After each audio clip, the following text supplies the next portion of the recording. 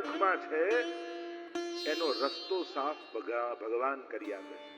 એને ક્યાંય રૂકાવટ જીવનમાં આવતી નથી, કારણ કે એનો સહારો ભગવાનનું નામ છે. જીવનમાં આપણું બળ કયું, આપણી તાકાત કઈ? કમજોર વસ્તુ અને વ્યક્તિને પોતાનું બળ માનશો ને તો ખરા ટાઈમે દુખી થવાનો વારો આવશે. આપણે બધા કમજોર વ્યક્તિઓને, કમજોર વસ્તુઓને પોતાના જીવનનો આધાર માનીને બેઠા કે આ છે ને એટલે વાંધો નથી. એ પછી કોઈ પણ લૌકિક પદાર્થ, વસ્તુ, વ્યક્તિ હોઈ શકે છે. અરે કમજોર વસ્તુઓનો પકડવાથી ખરા ટાઈમે ડૂબી જવાય છે.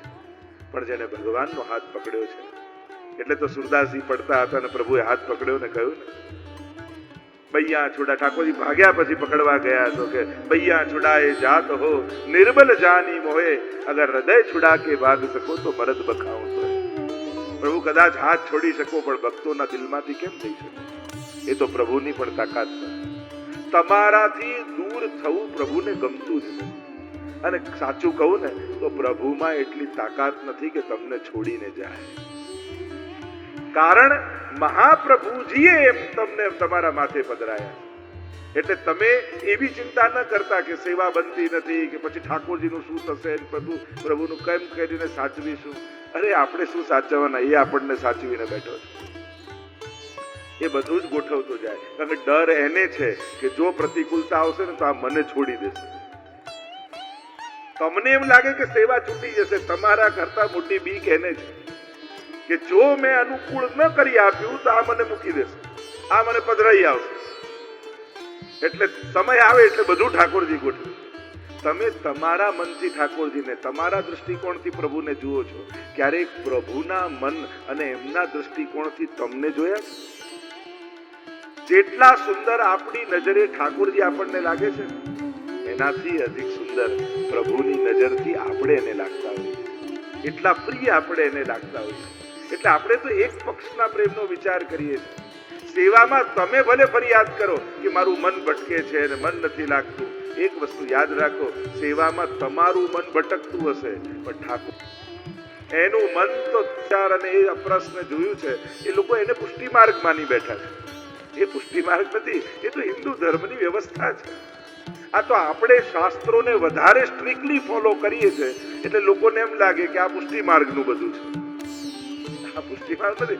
આપણે વધારે સ્ક્રિપ્ચર્સને વધારે સ્ટ્રોંગલી ફોલો કરીએ અને એટલા માટે બધાએ આપણા માટે ઢોળી દીધું કે આ બધું પુષ્ટિ માર્ગ નથી. આ તો હિન્દુ ધર્મની આચાર વિચારની વ્યવસ્થા છે.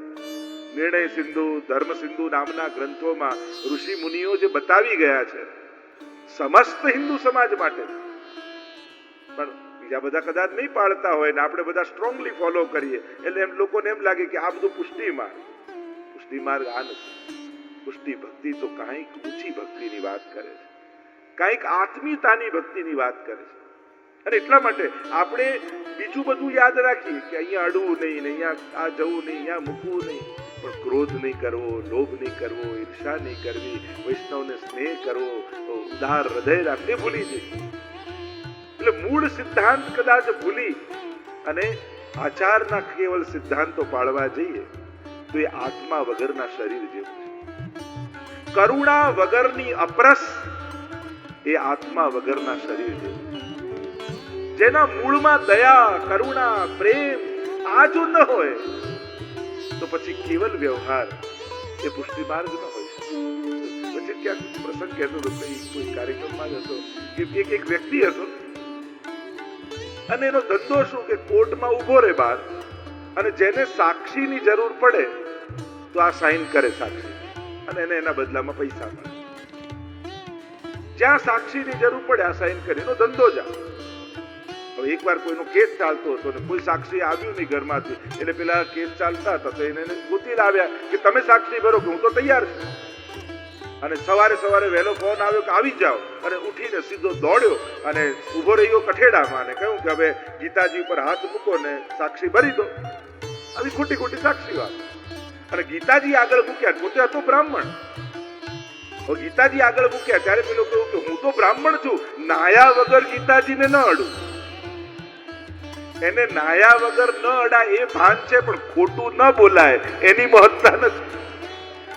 ક્યાંક આપણી અપરસ પણ એવી થઈ જાય છે કે જે પ્રેમ, જે ભાવના, જે કરુણા, જે દયા, આ મૂળ સિદ્ધાંતોને મૂકી અડાય નહીં એને જો અપરસ માનો તો આત્મા વગરના શરીર જેવું છે. અને એટલા માટે ક્યાંક વિવેક વગર ધર્મ પણ અધર્મ બની જાય. તમારા માટેનો ધર્મ બીજા માટેનો અધર્મ થઈ જાય. તમારા માટેની શ્રદ્ધા બીજા માટે અશ્રદ્ધા પેદા કરનારી થઈ જાય. અને એટલા માટે વિવેક જરૂર ધ્યાન રાખવો. આપણી શ્રદ્ધાથી કોઈના હૃદયમાં અશ્રદ્ધા તો પેદા નથી થતી. વિવેક રાખવો બહુ જરૂરી. કયા સમયે કઈ વાત કોની આગળ કહેવી? શું એ આ વાત સાંભળવા તૈયાર છે? માનસિક રૂપે તૈયાર છે? સમજ રૂપેની સમજ તૈયાર છે? અને નથી તો પછી એ રીતની વાત કરો. તો જે મૂળ વાત કરી રહ્યા છે, નારદજી કહે છે કે આ ભગવદ યશનું ગાન કરતા કરતા આજે ભગવદ અવતાર હું થઈ ગયો. વ્યાસજી, આપે ધર્મનું વર્ણન તો વિસ્તારથી ધર્મ ગ્રંથોમાં કર્યું, પણ ધર્મીનો વિમલ યશ નથી ગાયો, જેમાં કેવલ આનંદ કંદ પરમાત્માની સુંદર લીલાઓ હોય, પ્રેમ સિવાય બીજી કોઈ વાત ન હોય, એવી ભાગવતજીની રચના કરો. વ્યાસજી આગળ સુંદર વાત કરતા નારદજી બોલ્યા છે, નયદ્વચશ્ચિત્ર પદમ હરેર્યશો જગત પવિત્ર પ્રગૃહી કરી